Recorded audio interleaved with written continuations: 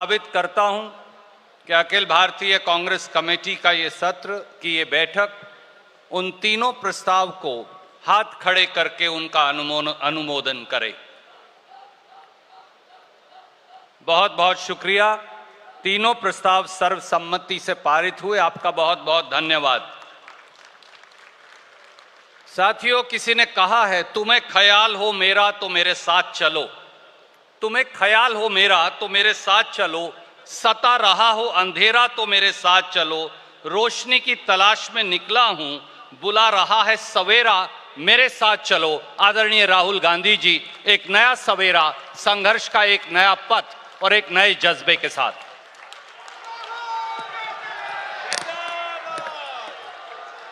You can leave that. You can leave that there. Or you can bring it later. Bring it later. Alamkar. You can put it there. Put it there. Put it there.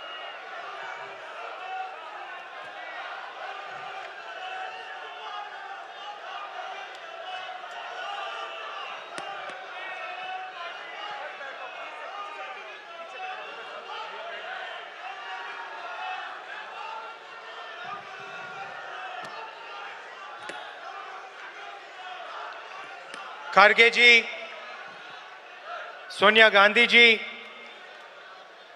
Ajay Maken जी,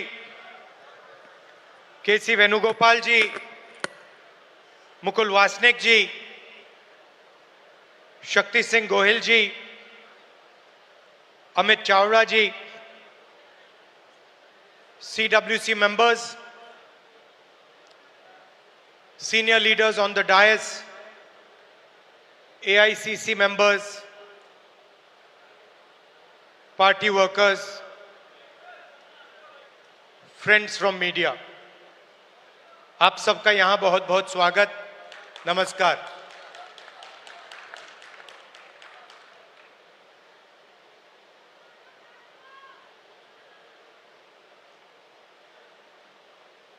सौ साल पहले Mahatma Gandhi ji Congress party के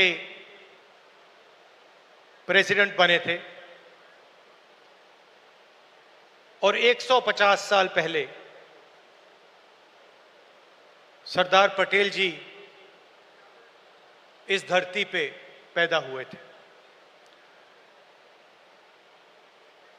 गांधी जी, सरदार पटेल जी ये Congress party के foundation है, Congress party की नींव है।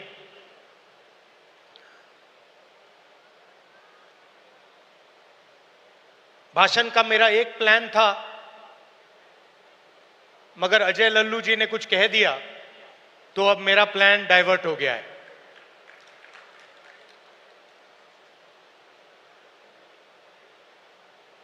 अभी उन्होंने कहा कि मैं पिछड़ों के लिए, दलितों के लिए, आदिवासियों के लिए, गरीब लोगों के लिए काम कर रहा हूं। वो सच है, मगर उन्होंने बात जोड़ी कि आने वाले समय में लोग मेरा नाम याद करेंगे और जैसे ही ये शब्द उनके मुंह से निकले तो मुझे एक बात याद आई।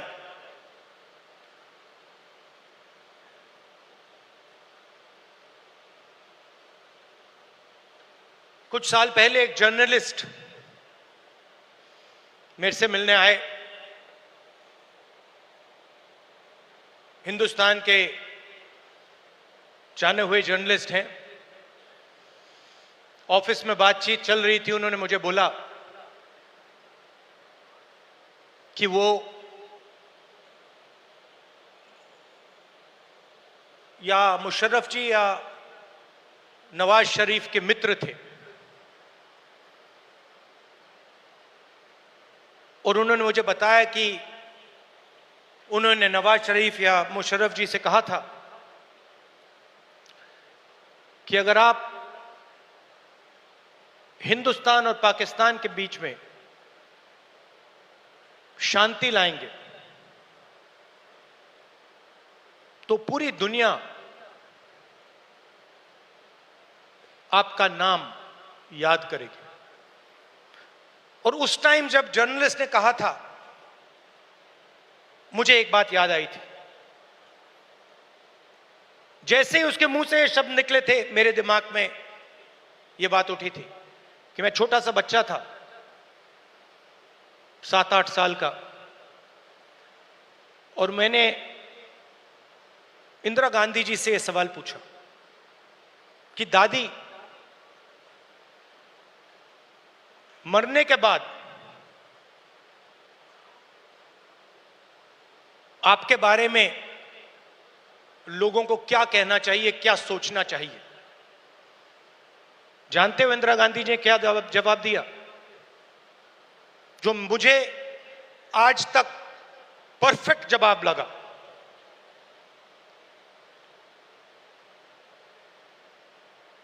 उन्होंने कहा, राहुल, मैं अपना काम करती हूं,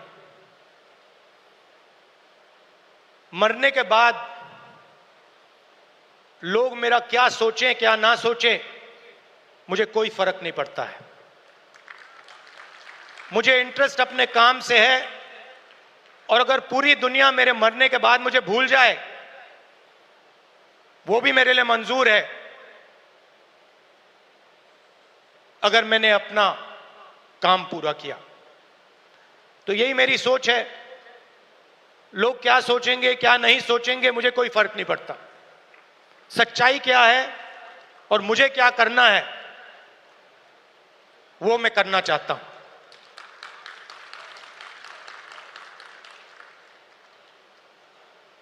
तेलंगाना में हमने एक क्रांतिकारी कदम उठाया, जाति जनगणना। उससे कुछ महीने पहले मैंने पार्लियामेंट हाउस में भाषण दिया था। मोदी जी के सामने कहा कि मोदी जी, आप जाति जनगणना कराइए, देश को मालूम होना चाहिए इस देश में दलित कितने हैं,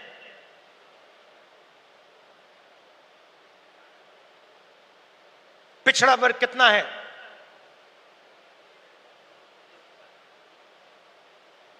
अति पिछड़ा कितना है, अति दलित कितने हैं, आदिवासी कितने हैं, माइनॉरिटीज कितने हैं, गरीब जनरल कास्ट के कितने लोग हैं।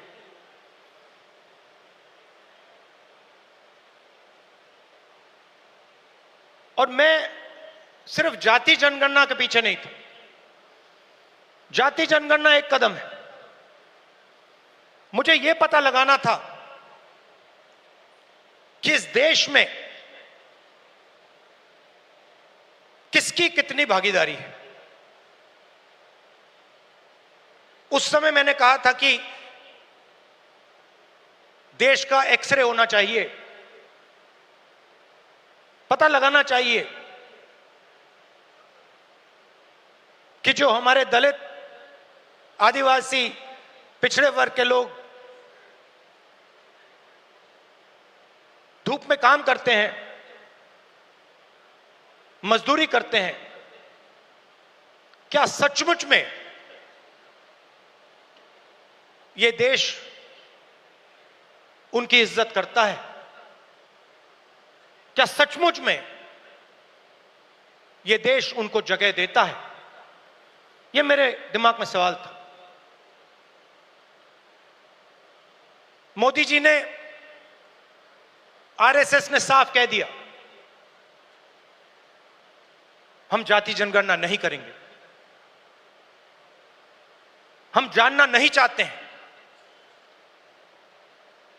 हम समझना नहीं चाहते हैं, हम लोगों को बताना नहीं चाहते हैं कि इस देश में दलितों को, आदिवासियों को, पिछड़ों को, गरीब जनरल कास्ट को, माइनॉरिटीज को कितनी भागीदारी मिलती है, हम छुपाना चाहते हैं।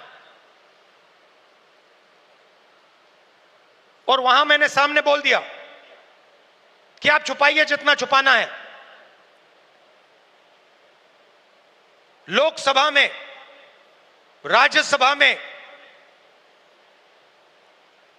हम कानून पास करेंगे, आपके बिल्कुल सामने कानून पास करेंगे, जाति जनगणना यहीं से निकालेंगे।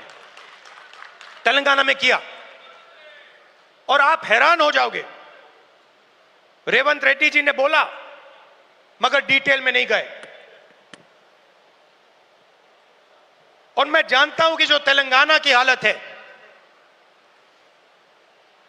वो इस देश के हर प्रदेश की हालत है। तेलंगाना में 90% आबादी ओबीसी, अति पिछड़ा, दलित, अति दलित, माइनॉरिटी, आदिवासी।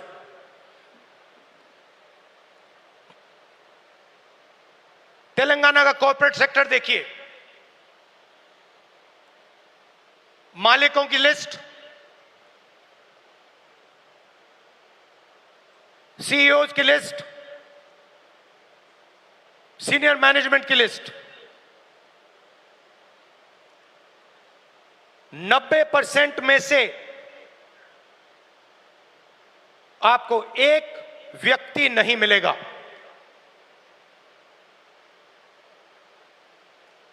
नब्बे % की भागीदारी तेलंगाना के कॉर्पोरेट सेक्टर में है ही नहीं।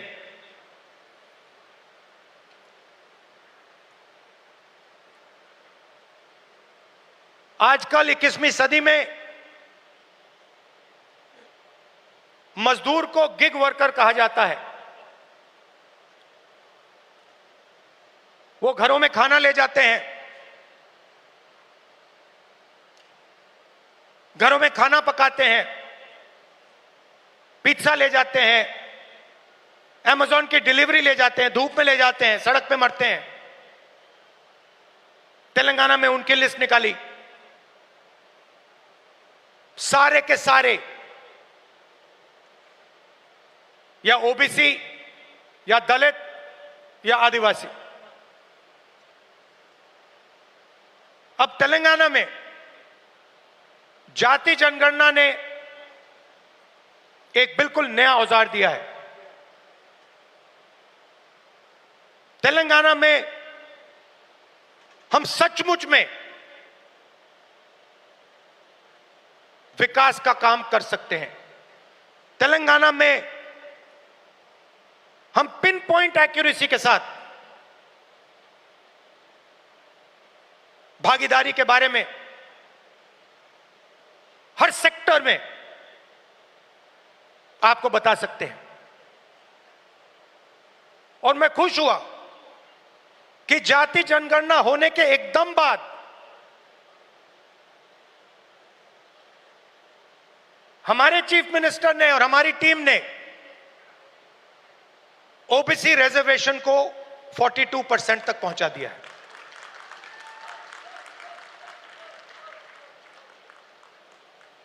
हम सुपर पावर की बात करते हैं, मगर जब धन की बात होती है,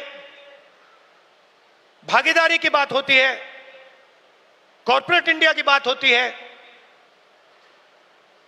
चाहे प्राइवेट अस्पताल हो, प्राइवेट एजुकेशन सिस्टम हो, 90% उसमें है ही नहीं। मोदी जी 24 घंटा पिछले वर्ग की बात करते हैं, दलितों की बात करते हैं, आदिवासियों, वनवासियों की बात करते हैं। वो उनको वनवासी कहते हैं। मगर जब उनकी भागीदारी का सवाल आता है, जब उनके पार्टिसिपेशन का सवाल आता है, तो बीजेपी के लोग बिल्कुल चुप हो जाते हैं। तो ये तेलंगाना ने एक क्रांतिकारी कदम उठाया है और पूरे देश को रास्ता दिखाया है। और मैं फिर से दोहरा के कह रहा हूं, इस स्टेज से आप सब के साथ कह रहा हूं कि 50% की जो दीवार है, इसको हम पूरे देश में तोड़ के परे कर देंगे। और जो शुरुआत हमने तेलंगाना में की है, वही हम दिल्ली में पूरे हिंदुस्तान के लिए करने जा रहे हैं। एससी एसटी सब प्लान की मैंने बात उठाई। क्रांतिकारी कानून लाए थे हम, इसको बीजेपी ने रद्द कर दिया है। एक के बाद एक हिंदुस्तान की सारी संस्थाओं पर यह आक्रमण कर रहे हैं।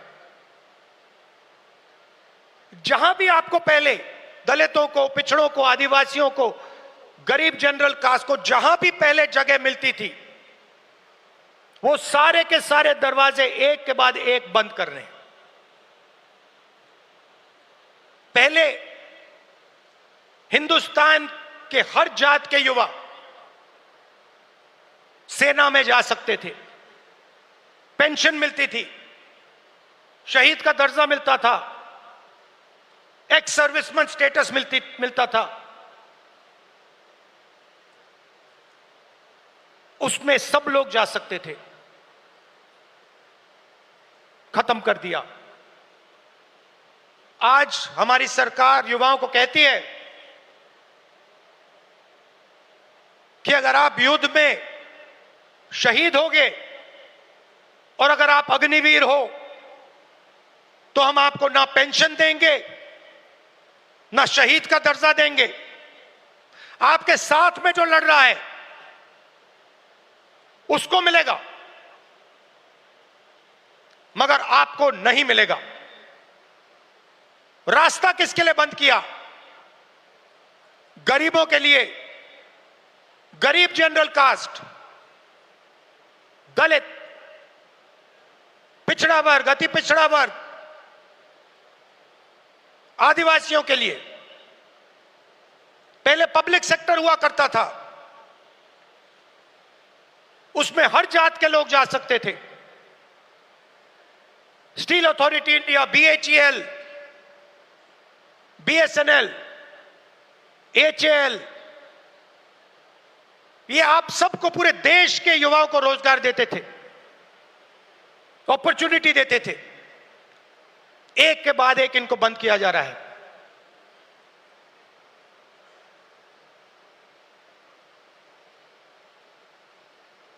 और किसको दिया जा रहा है? अदानी और अंबानी को। आप अदानी जी की कंपनी की लिस्ट निकालिए, मैनेजमेंट टीम की लिस्ट निकालिए, अंबानी जी की मैनेजमेंट टीम की लिस्ट निकालिए, बाकी कॉर्पोरेट्स की मैनेजमेंट लिस्ट निकालिए। आपको एक दलित, एक आदिवासी, एक पिछड़ा वर्ग का नहीं मिलेगा। तो 90% का कुछ बचा ही नहीं। 90% के लिए मजदूरी, बेरोजगारी, और हिंदुस्तान के सारे airport, ports, defence industry, cement industry, जो भी चाहते हैं अदानी जी को। छत्तीसगढ़ में माइन चाहिए, बस्तर में माइन चाहिए, मिलेंगी। झारखंड में माइन चाहिए, बिहार में माइन चाहिए, मिलेगी। बंबई का एयरपोर्ट चाहिए, ले लो। लखनऊ का एयरपोर्ट चाहिए, ले लो। डिफेंस इंडस्ट्री चाहिए, ले लो। एचएएल को परे करो, बीएचईएल को परे करो, बनाओ जो बनाना है। तो सारा का सारा धन, सारी की सारी अपॉर्चुनिटीज 90% से छीनी जा रही है। पहले नरेंद्र मोदी अमेरिका गए, याद है आपको? गले लगे थे, याद है? इस बार गले लगने वाली फोटो देखी आपने? देखी कहां गायब हो गई? राष्ट्रपति ट्रंप ने ऑर्डर दिया, जिनको मोदी जी अपने मित्र कहते हैं, ऑर्डर दिया, सुनो, इस बार गले नहीं लगेंगे, इस बार नए टैरिफ लगाएंगे। चूं तक नहीं निकली, आज तक गायब है। जनता का ध्यान वहां ना चला जाए तो पार्लियामेंट में 2 दिन ड्रामा चलाया, मगर सच्चाई है कि आर्थिक तूफान आने वाला है। कोविड आया था, नरेंद्र मोदी जी ने थाली बजवाई, मोबाइल फोन की लाइट दिखवाई। अब आर्थिक तूफान आ रहा है, सामने है, करोड़ों लोगों को नुकसान होगा। 50 साल से सबसे ज्यादा बेरोजगारी आज है। कहां गए नरेंद्र मोदी? कहां छुप गए हैं?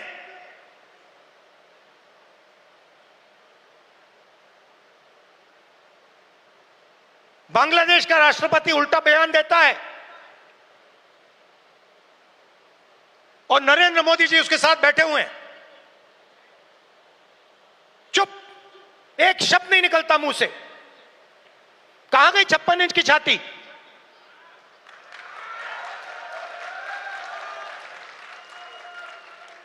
जब प्रधानमंत्री को कहना था, इंदिरा गांधी से एक बार किसी ने पूछा, डू यू लीन लेफ्ट और राइट, मतलब आप दाएं लीन करती हैं बाएं लीन करती हैं? इंदिरा गांधी जी ने कहा, मैं हिंदुस्तान की प्रधानमंत्री हूं, मैं ना दाएं लीन करती हूं ना बाएं लीन करती हूं, बीच में सीधी खड़ी रहती हूं। ये हमारे जो नए प्रधानमंत्री हैं, ये सीधा सामने मत्था टेक देते हैं।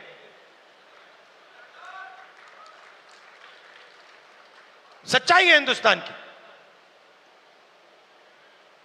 और विचारधारा की लड़ाई है।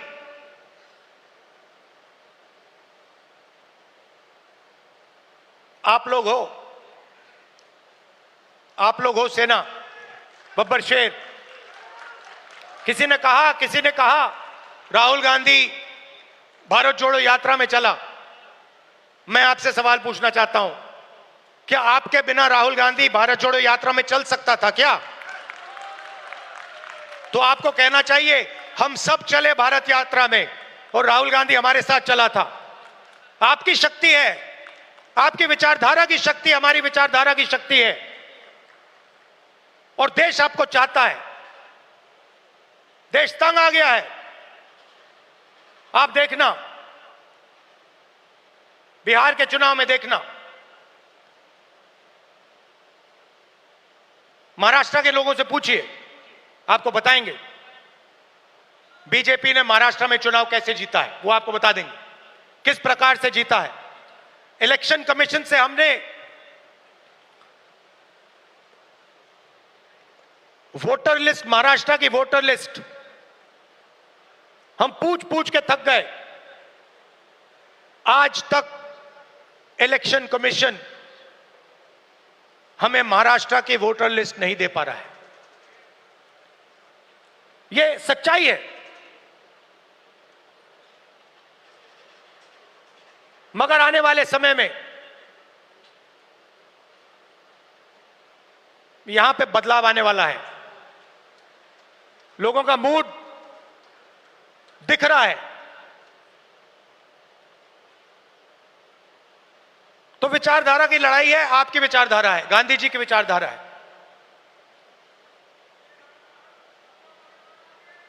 क्या फर्क है इसमें और आरएसएस की विचारधारा में? सबसे पहले, ये कॉन्स्टिट्यूशन जो है ये हमारी विचारधारा है।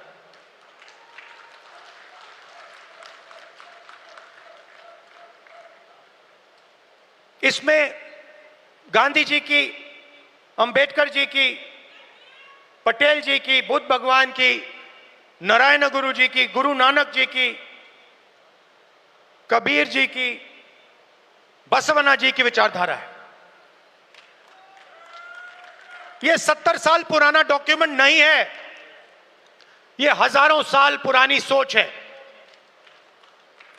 और यह आपकी है।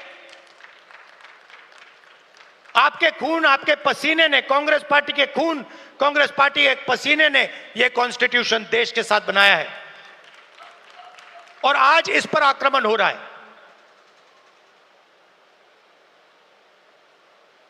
संस्थाओं पर आक्रमण होता है। अग्निवीर,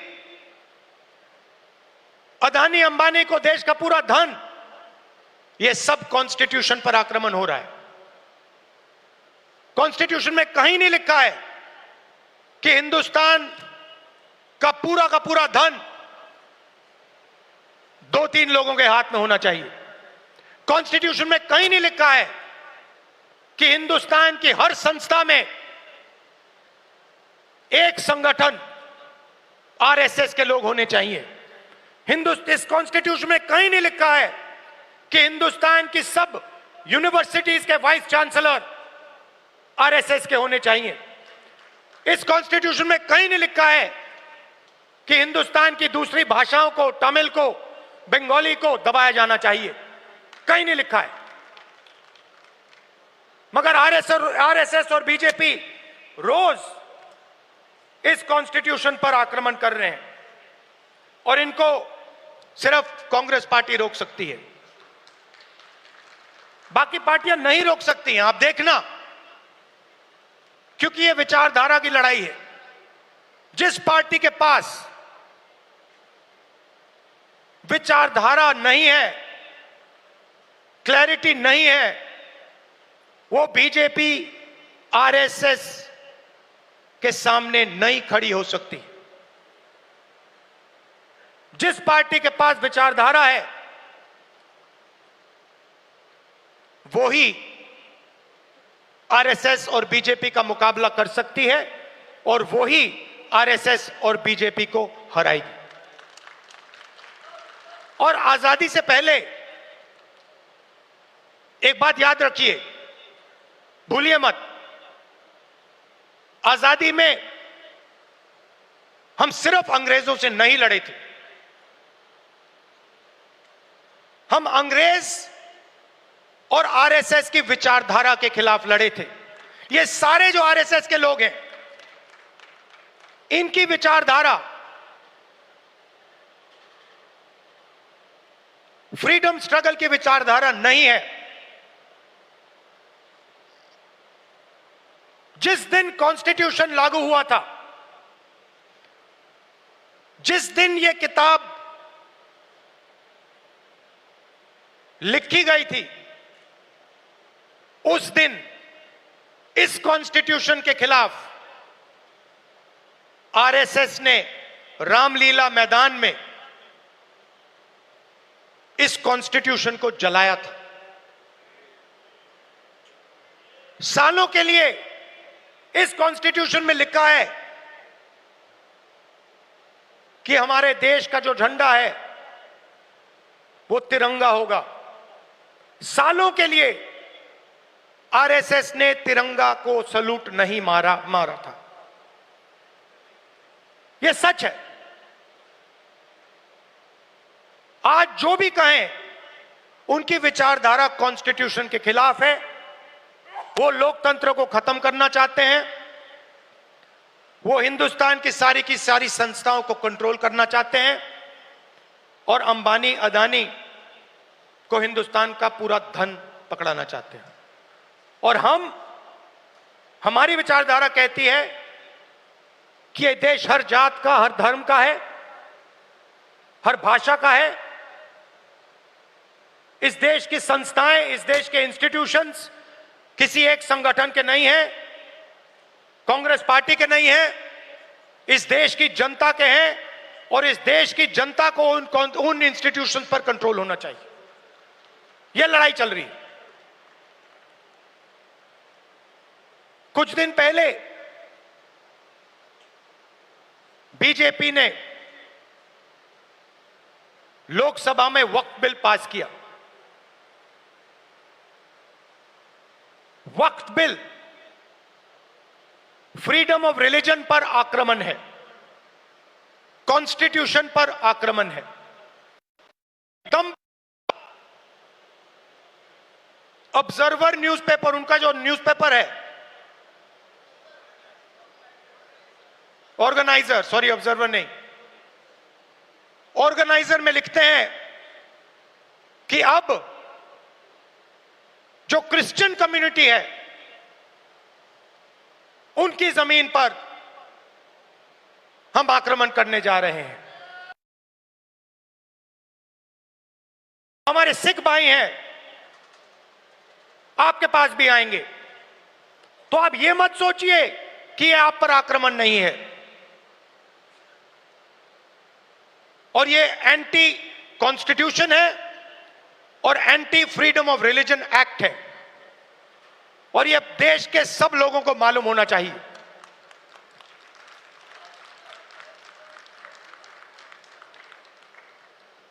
तो हम चाहते हैं कि हर कम्युनिटी, हर धर्म, हर भाषा को इस देश में इज्जत मिले, रिस्पेक्ट मिले, जगह मिले। हम चाहते हैं कि यह देश सब लोगों का हो और हर धर्म, हर जात, हर भाषा को इस देश से फायदा मिले। यहां पीछे जूली जी हैं, कहां हैं आप? जूली जी कहां हैं? जूली जी राज टिकाराम जूली जी कहां है भाई? हाँ, जूली बुलाइए उनको।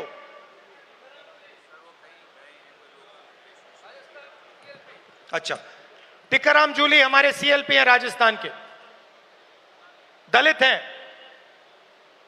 मंदिर गए थे। उनके मंदिर में जाने के बाद बीजेपी के नेताओं ने मंदिर को साफ करवाया, धुलवाया, और वो अपने आप को हिंदू कहते हैं। एक दलित व्यक्ति को मंदिर में जाने का अधिकार नहीं देते हैं, और जब जाता है तो फिर मंदिर को धुलवाते हैं। ये हमारा धर्म नहीं है, ये हमारा धर्म नहीं है। हम भी अपने आप को हिंदू कहलाते हैं, मगर ये हमारा धर्म नहीं है। हमारा धर्म वो है जो हर व्यक्ति का आदर करता है, हर व्यक्ति को रिस्पेक्ट देता है। और ये जो बात है, चाहे ये दलितों के खिलाफ हो, पिछड़ों के खिलाफ हो, ये बीजेपी के हर कार्यकर्ता के दिल के अंदर छुपी हुई है। ये है आप में और उनमें फर्क। आपके लिए चाहे दलित हो, आदिवासी हो, पिछड़े हो, महिला हो, अल्पसंख्यक हो, आप सबकी रिस्पेक्ट करते हो। हमारा हर कार्यकर्ता हिंदुस्तान के हर व्यक्ति की रिस्पेक्ट करता है। उनके दिल में नफरत भरी हुई है। 21वीं सदी में वो कह नहीं सकते हैं क्योंकि कॉन्स्टिट्यूशन है, मगर दिल में जो उन्होंने जूली साहब के साथ किया वही वो आप सबके साथ करना चाहते हैं। ये उनकी सच्चाई है, और लड़ाई इसी बात की है। हमारे लिए सब लोग इंसान हैं, सब लोगों से हम मोहब्बत करते हैं, सब लोगों की हम रिस्पेक्ट करते हैं। उनके लिए अलग अलग है। कोई दलित है, उसको मंदिर में नहीं जाना चाहिए, कोई मोची है उसे सॉफ्टवेयर इंजीनियर नहीं बनना चाहिए, कोई गरीब किसान का बेटा है उसे अंग्रेजी नहीं सीखनी चाहिए। ऐसा हिंदुस्तान हमें नहीं चाहिए और हम होने भी नहीं देंगे। आखिरी बात आपसे कहना चाहता हूं संगठन के बारे में। कांग्रेस प्रेसिडेंट, वर्किंग कमेटी और पार्टी के सीनियर नेताओं की काफी मीटिंग हुई है और हम चाहते हैं कि जो हमारे डिस्ट्रिक्ट प्रेसिडेंट्स हैं उन्हें हम पार्टी की नींव बनाएं और हम चाहते हैं कि उन्हें, जो हमारे डिस्ट्रिक्ट प्रेसिडेंट्स हैं, डिस्ट्रिक्ट कमिटीज हैं, उन्हें पार्टी शक्ति दे, पावर दे और जिम्मेदारी दे। तो ये बदलाव हम कांग्रेस पार्टी में लाने जा रहे हैं।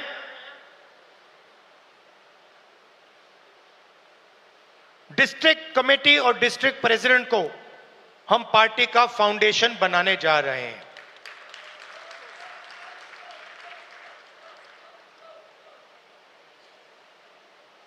अंत में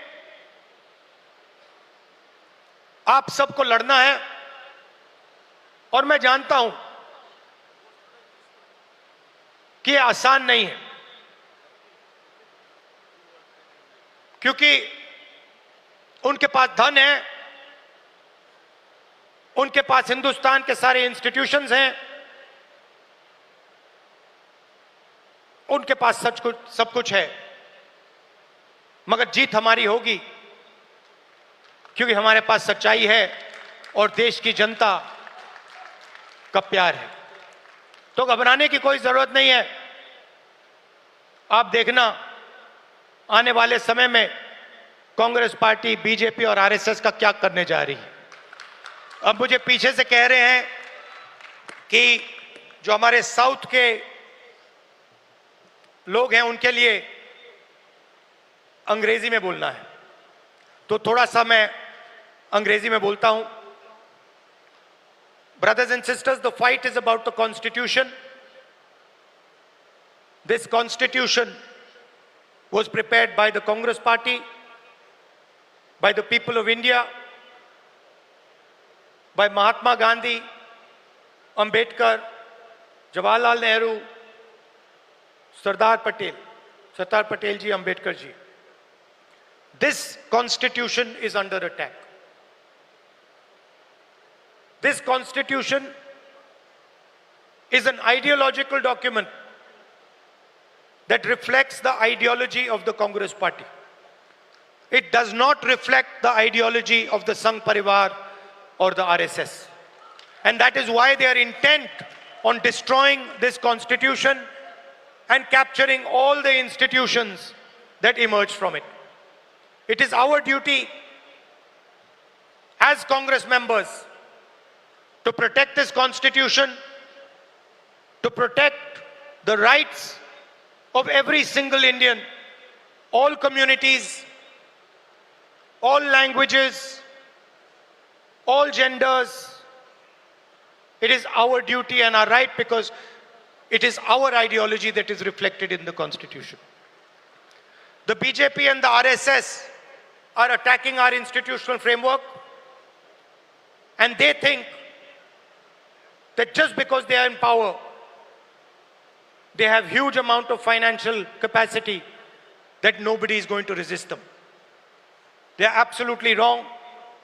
The Congress worker and the Congress party and the large mass of India's people are going to fight for this Constitution and are going to defeat the RSS and the BJP. I also said that a few days ago, the BJP and the RSS attacked the freedom of religion. The Waqf bill and the article that appeared in the RSS magazine, The Organizer, where they said that they are now going to attack the land of our Christian brothers and sisters are both attacks on the Constitution of India. And they must be seen in that light. I also spoke about the caste census and about how we have taken a tremendous step in Telangana, which has revealed a lot about the communities that are participating in different activities in the state. Finally, I would request all Congress members from all our states that it is your responsibility to defend the Constitution. It is your responsibility to defend the ideology of the Congress party. And I'm proud that you do it every single day against great odds. Thank you very much. Namaskar. बहुत बहुत शुक्रिया राहुल जी।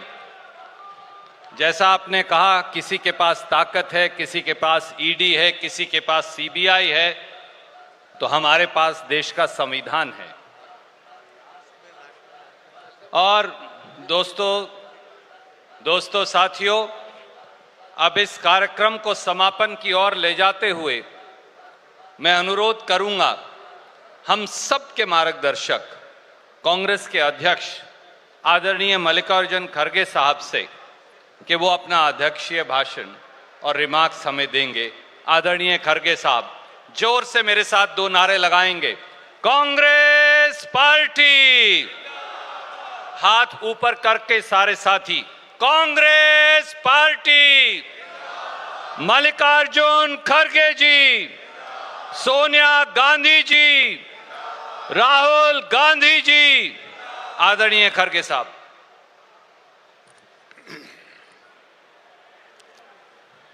मैं आपका ज़्यादा वक्त नहीं लेना चाहता हूं, सिर्फ मैं 5 मिनट में अपना भाषण समाप्त करूंगा, क्योंकि ये समारोह भाषण है, इसमें ज़्यादा बोलने की ज़रूरत नहीं है।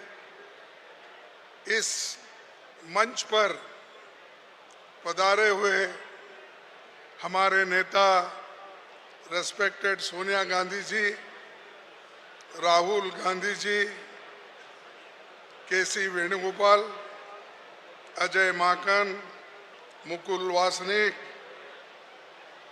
और रणजीत सुरजेवाला जी, मिस शैलजा जी, अंबिका सोनी जी, चीफ मिनिस्टर्स और एक्स चीफ मिनिस्टर्स मंच पे बैठे हुए, और खासकर इस सभा को आयोजित करने में बड़ी भागीदारी की शक्ति सिंह गोयल जी और हमारे जितने भी गुजरात के कार्यकर्ता लोग हैं और यहाँ के सीएलपी लीडर है, एमएलएज हैं, एमपीज हैं, मैं सबको धन्यवाद देता हूँ कि उन्होंने सारी कोशिश, सारी ताकत लगा के ये कार्यक्रम को यशस्वी किया। इसलिए मैं एआईसीसी के ओर से उन सबको धन्यवाद देता हूँ। भाइयों, मैं ज़्यादा नहीं कहना चाहता हूँ, जो कुछ कहना था हमारे राहुल गांधी जी ने स्पष्ट किया और कहा कि किस ढंग से हमको आगे बढ़ना है। और यहाँ मोदी जी, बीजेपी, आरएसएस किस तरीके से इस देश को बर्बाद कर रहे हैं, वो भी उन्होंने आपके सामने रखा। दोस्तों, कोई संस्था अगर आगे बढ़ना है तो उसके पास 3 विचार की आवश्यकता है। एक, आपके पास विचार होना चाहिए, वो आइडियोलॉजी। दूसरा, विचार, आचार और प्रचार। ये 3 चीजें जिस संगठन में होते हैं वो संगठन आगे बढ़ता है। तो हमारे पास आइडियोलॉजी है, हमारे पास हम उसको आचरण में लाने की कोशिश करते हैं, लेकिन पूरे दिल से नहीं करते। इसीलिए विचार के साथ आचरण होना और ये आगे बढ़ना, और ये दोनों होने के बाद तीसरा प्रचार, सबसे ज्यादा प्रचार की आवश्यकता है। अगर आपके पास अच्छे विचार है, आचरण भी आपका अच्छा है, अगर उसका प्रचार नहीं हुआ तो क्या फायदा। जैसा कि राहुल गांधी जी ने एक बहुत बड़ी यात्रा निकाली, मैंने सुबह बोला, कन्याकुमारी से कश्मीर तक, बहुत बड़ी मेहनत थी, लेकिन उसको आगे लेके जाने वाले लोग अगर नहीं है तो वो वहीं पर आइडियोलॉजी फेल हो जाती है। इसलिए मैं चाहता हूं यहां पर जो आए हैं इस आइडियोलॉजी को, उनके विचारों को, कांग्रेस के विचारों को आगे बढ़ाने की कोशिश करो, पीछे मत हटाओ। और दूसरी चीज मैं आपको कहना चाहता हूं, और एक, किसी भी संगठन के पास और 3 विचार होना चाहिए। एक मनुष्य बल, दूसरा मानसिक बल, तीसरा आर्थिक बल। अब आर्थिक बल तो हमारे पास कम है, लेकिन मनुष्य बल और मानसिक बल हमारे पास ज्यादा है। इसको बढ़ाने की जरूरत है। अगर ये मानसिक बल को आगे नहीं लेके गए, मनुष्य बल को यानी संगठन नहीं करे, तो आप खत्म हो जाते हैं। आखिरी मैं ये कहूंगा, वक्फ बोर्ड के लिए अभी हमने रेजोल्यूशन किया है, और खास करके हमारे मुस्लिम भाइयों को, क्रिश्चियन भाइयों को, अल्पसंख्यकों को, चाहे कोई कम्युनिटी के हो, उनके साथ कांग्रेस पार्टी सदा के लिए खड़ी है। यह मैं आपको आश्वासन दिलाना था। हम आपके लिए लड़ रहे हैं और पार्लियामेंट में भी लड़े। जैसा राहुल गांधी जी ने कहा, वैसा उन्होंने लोकसभा में भी डट के लड़ा। हम पार्लियामेंट में भी, वहां राज्यसभा में भी लड़े, और हम यहां तक आ गए जो बीजेपी की शक्ति थी उसको कमजोर करे, और हम जो हमारे पास जितने हम समझ रहे थे कि हमारे पास राज्यसभा में 81 मिलेंगे, लेकिन हमको हमारे 4-5 मेंबर जो हमारे अलायंस पार्टनर भी थे और इंडिया गठबंधन के लोग थे, उसमें 4-5 लोग एब्सेंट रहने के बावजूद हमने 97 वोट लिया। ये अपेक्षा के बाहर है। यह दर्शाता है कांग्रेस और इंडिया गठबंधन ये जोर पकड़ा है, और ये इसलिए कि आज आप देख सकते हैं कि वक्फ मुद्दे पे हम सब एक हो गए, कोई अलग अलग नहीं हुआ। हम हमारे साथ दूसरों को हम जोड़ लिए, लेकिन हमारा एक वोट भी कांग्रेस का हो दूसरे का नहीं गया। इसीलिए मैं यही चाहूंगा कि ये जो हमने तैयार किया है इंडिया गठबंधन, उसको तो जोर हमको देना ही है, उसके साथ साथ हम एक रह के आगे बढ़ना है। और एक बात मैं कहूंगा, जैसा राहुल जी अभी कहे कि उन्होंने कहा वक्त में तो एक मुसलमानों की या माइनॉरिटी की एक प्रॉपर्टी हड़पने का ये काम हो रहा है, क्योंकि जो भी वक्फ बोर्ड में प्रॉपर्टी है, जो वक्फ बोर्ड जो डोनेशन देते हैं, मुस्लिम देते हैं, हिंदू देते हैं, और कोई धर्म के लोग भी डोनेशन दे सकते हैं। वक्फ ये एक डोनेशन का बोर्ड है। इसको डोनेशन दिए हुए जमीन को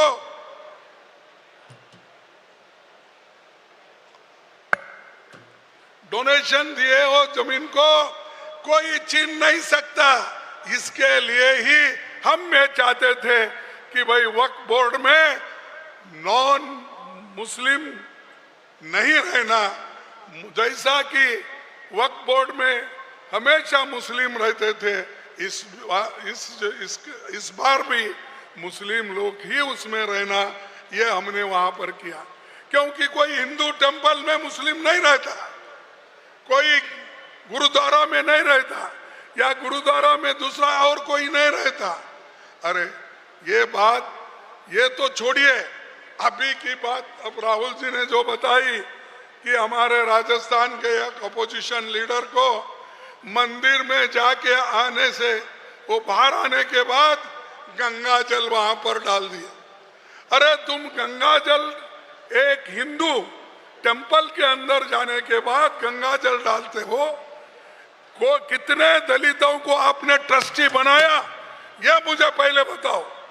जब आप हिंदू धर्म के ट्रस्टों में हिंदू को नहीं डालते, अछूतों को नहीं डालते, पिछड़े लोगों को नहीं डालते, अति पिछड़ों को नहीं डालते, आपको क्या अधिकार है कि मुसलमानों के वक्फ बोर्ड में नॉन हिंदू डालने का, नॉन मुस्लिम डालने का? यह मैं पूछना चाहता हूं। और इसके लिए बहुत हम बड़े, रात के 4, 4:30 बजे तक बहस हो गई, वोटिंग हो गई, हर क्लॉज में हमने वोटिंग की। और हमारे लोग जितने भी हमारे एमपी थे, राज्यसभा मेंबर थे, उन्होंने पूरी ताकत लगा के इस बिल का विरोध किया। और आज भी हम चाहते हैं सरकार उस बिल को वापस लो। यही हमारा मकसद था, इसलिए हम लड़ रहे थे। हमको दूसरों से सीखने की कोई ये नहीं है, हम खुद ही कमिटेड लोग हैं। कांग्रेस एक कमिटेड पार्टी है, राहुल गांधी जी हो, सोनिया गांधी जी हो, अरे ये तो देश के एकता के लिए लड़ते हैं। और उसी घर में देश के एकता के लिए अपनी जान दी है।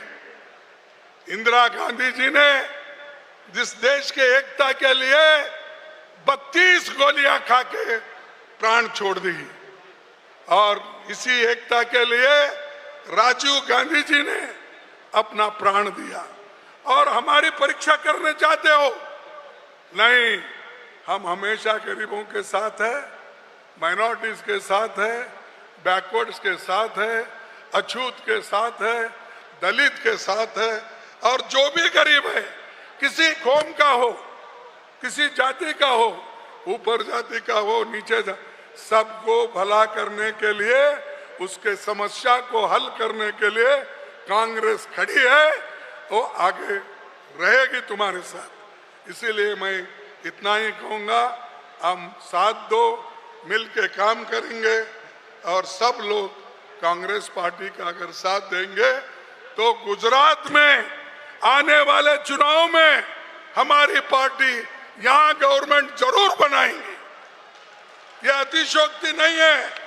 जब राहुल गांधी जी ने यहां आकर 10 साल पहले उन्होंने जो कोशिश की थी, हम असेंबली में कितने वोटों से पीछे थे?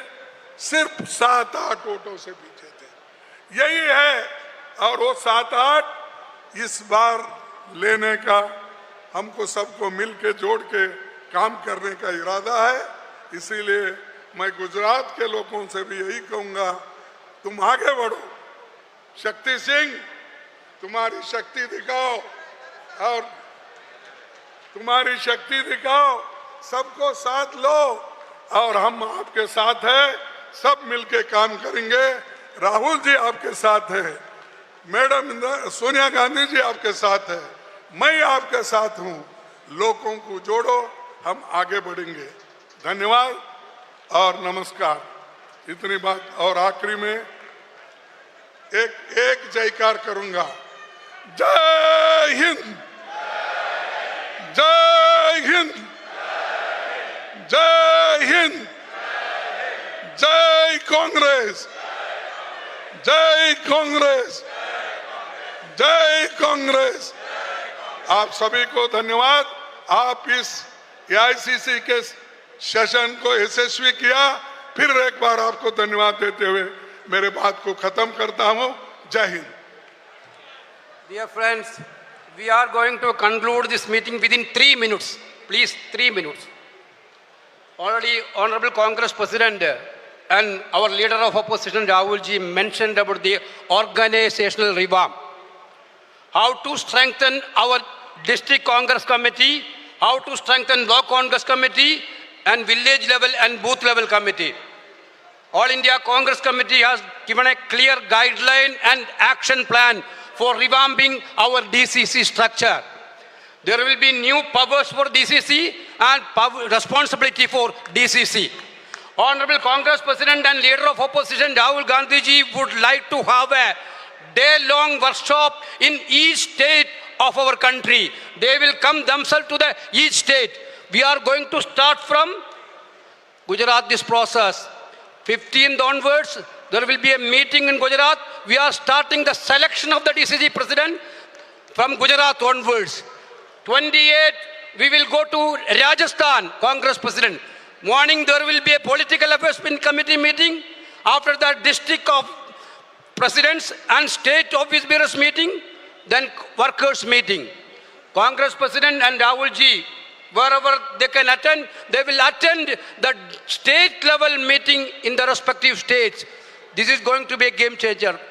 Very, very energizing session for us, Gujarat session. Because I would call upon the people, Ishita Seda, member AICC, to thank the organizers of this AICC session. Thank you so much sir. राष्ट्रपिता महात्मा गांधी जी, आदरणीय सरदार पटेल जी की जन्मभूमि और कर्मभूमि में आयोजित Akhil Bharatiya Congress committee की बैठक, जिसका नाम न्याय पथ है, उसमें देश भर से पधारे कन्याकुमारी से कश्मीर तक हमारे एआईसीसी के सदस्य और देश भर के न्याय योद्धाओं की तरफ से मैं कांग्रेस पार्टी के लीडरान और सीईसी मेंबर, गुजरात प्रदेश कांग्रेस कमेटी और सेवा दल के कार्यकर्ताओं को आप सबकी तरफ से दिल की गहराइयों से धन्यवाद देती हूँ। इतने साल से सरकार ना होने के बावजूद भी आपने जिस तरीके का यहाँ पे एक वृहद स्तर पे आयोजन किया, उसके लिए आप सब धन्यवाद के पात्र हैं। और सर, मैं आपको विश्वास दिलाती हूँ, इस संख्या में, जिस संख्या में आज देश भर का कार्यकर्ता यहाँ पधारा है, उसी संख्या में यहाँ पहुंचकर संकल्प, समर्पण और संघर्ष की विरासत को आगे बढ़ाएगा। और एक बार फिर गुजरात हो, चाहे बिहार हो और चाहे देश का संसद हो, कांग्रेस पार्टी की आदरणीय गांधी जी की विरासत को कायम रखेगा। इस बात का समर्थन दीजिए, दोनों हाथ खड़े कीजिए और हमारे अध्यक्ष जी को विश्वास दिलाइए। कांग्रेस पार्टी, जो मुट्ठी अभी बंद है उस मुट्ठी को खोल लीजिए, पंजा खोल दीजिए और आज इस नारे के साथ अपने अपने गांव ढाणी ढाणी पहुंचिए और कांग्रेस के संकल्प को घर घर तक पहुंचाइए। धन्यवाद। जय हिंद, जय भारत, जय जय कांग्रेस, जय जय संविधान। धन्यवाद। On behalf of organizing committee, I would like to welcome Jagdish Thakur ji will thanks the delegates.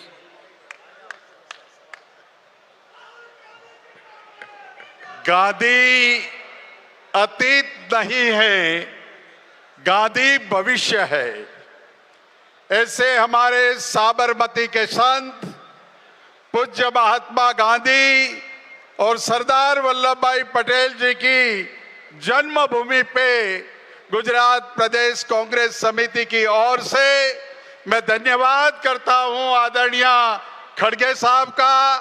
मैं धन्यवाद करता हूं हमारी प्रेरणा मूर्ति, त्याग और तपस्या और पूरी ममता दिखाने वाली, हमारी मां की तरह हमें सदैव प्रेम करने वाली आदरणीय सोनिया जी का धन्यवाद करती हूं।